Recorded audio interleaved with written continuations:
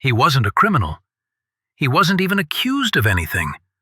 Just a kid, intelligent, optimistic, and full of ambitions, standing in a courtroom where he believed justice would guard him. But rather than respect, he was subjected to laughter, sneers, and humiliation by the very judge bound to uphold justice. No one in that room anticipated what ensued, for behind the sarcasm lay a secret that would turn the justice system on its head and reveal a reality about race, power, and prejudice that could not be ignored. The question is, when justice is laughed at, who will stand up for it? Andre was only 17, but already possessed the quiet assurance of an older man. His life was uncomplicated: early school mornings, late nights immersed in books, and weekends spent accompanying his mother on errands through their tiny neighborhood. He wasn't the most outspoken in the room, but his quick mind made him heard. Teachers referred to him as talented. His mother referred to him as her hope. For Andre, the vision was clear. One day, to stand in a courtroom, not as defendant but as lawyer. One of a handful who resembled him, advocating for those who had no voice. He read every case he could get his hands on, committing to memory statutes, learning arguments by candlelight. While other children played video games, Andre rehearsed speeches into his broken bedroom mirror, envisioning himself before a judge. But the world outside his doorstep wasn't as generous as his fantasies. Being young, being black, and being ambitious attracted attention he didn't seek. Whispers trailed behind him through hallways, hushed looks trailed him through stores, and power brokers never seemed to notice his potential. Just their assumptions. Nevertheless, Andre was convinced that hard work could penetrate. He was convinced that the system was founded on equity, and that if he earned it, the world would be forced to hear him out. What Andre did not know was that the very institution he most revered, the courtroom, would soon be the platform on which his dignity, intellect, and very person would be put to test in the presence of all. Andre's opportunity arrived sooner than anyone could have imagined. His school had planned a field trip to the courthouse down the street, a standard tour designed to give children an idea of how justice was administered. To Andre, it was more than a field trip. It was a peek into where he wanted to fit in. He brought a small notebook, already full of rough sketches of arguments and lists of famous cases, hoping to discover something new. When the class entered the courtroom, the atmosphere was thick.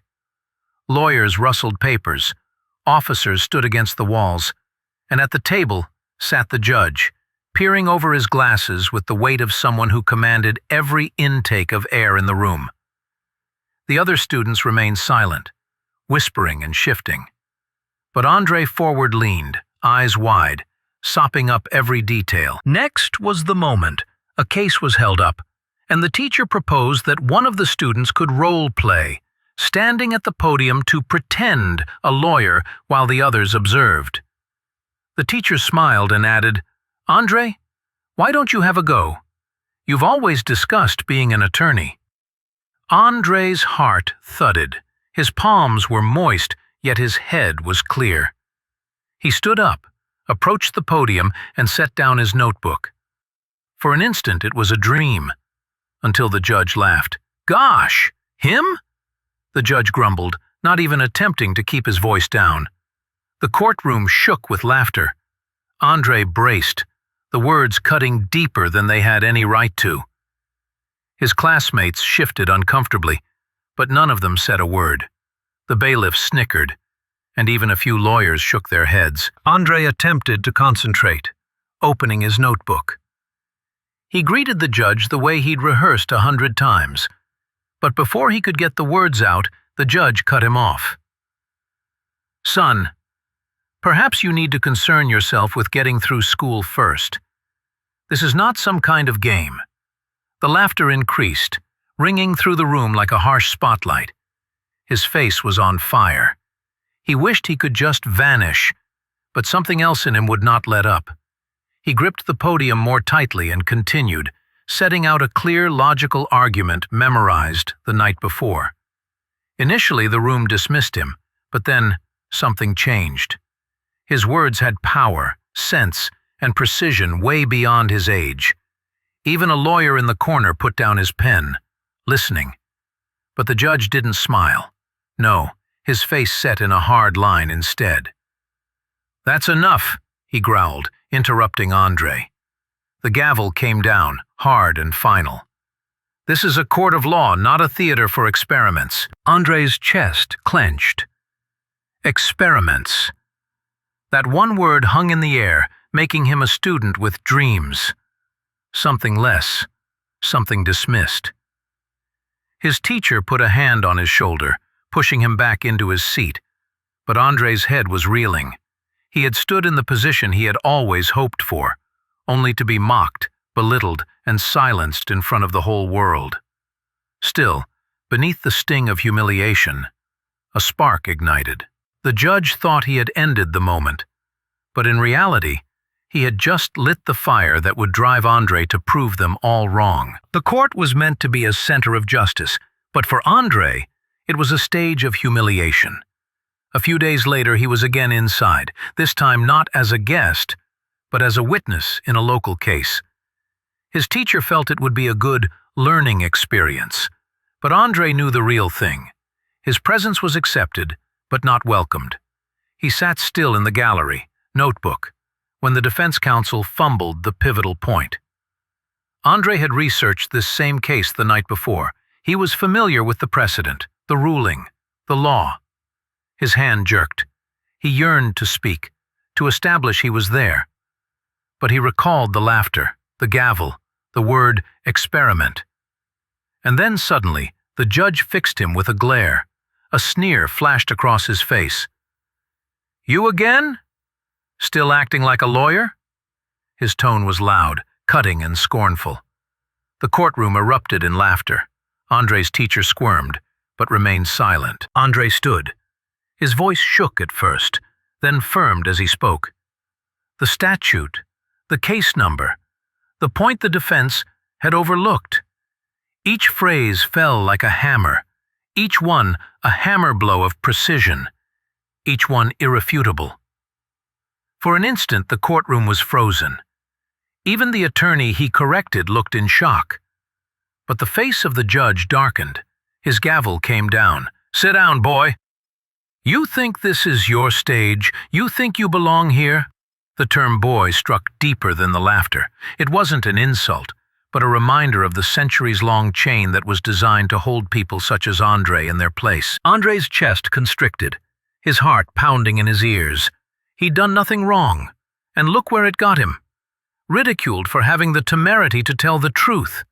The courtroom swirled around him, whispers going through the air, some mocking, others bewildered. He was both invisible and naked, overwhelmed by the pressure of all those eyes. And still, under the shame, another flame uprose. They might laugh, disregard, and stifle him, but they could not destroy what he had learned. He had uttered truth in the very institution created to conceal it. The gavel rang again. The judge bent forward, eyes blazing. "Mark my words, this will be the last time you ever speak in my courtroom." And the question was, would it be? Andre left that courtroom with his notebook still clutched in his hand, but the pages within were weighed down heavier than ever. The laughter, the smirk, the term boy, those things seared themselves into his mind. He had walked in hoping for fairness, for the assurance that knowledge and effort would suffice. He walked out, sure that for individuals like him, the system was not designed to embrace them. It was designed to repel them. But humiliation didn't destroy him. It energized him. Each condescending chuckle, each belittling stare, became another motivation to push further.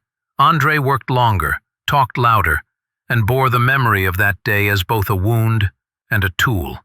Years later, when finally he stood in a courtroom as a practicing attorney, he didn't fight only for himself.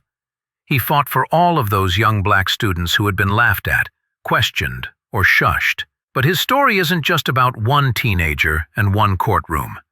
It's about a system where talent is mocked before it's tested, where skin color still decides who is taken seriously and who is dismissed.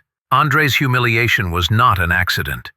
It was a reflection of a deeper truth. And that truth requires a response. How many more Andres will be silenced? How many dreams will be shut down before the world acknowledges that justice, as it currently exists, is not equal for all? This is not only Andre's tale. It's the story of America, a tale of hope, deception, and determination. And now the question becomes ours. When we notice injustice, will we mock with the crowd, remain quiet with the bystanders, or finally stand with the ones who are fighting to be heard?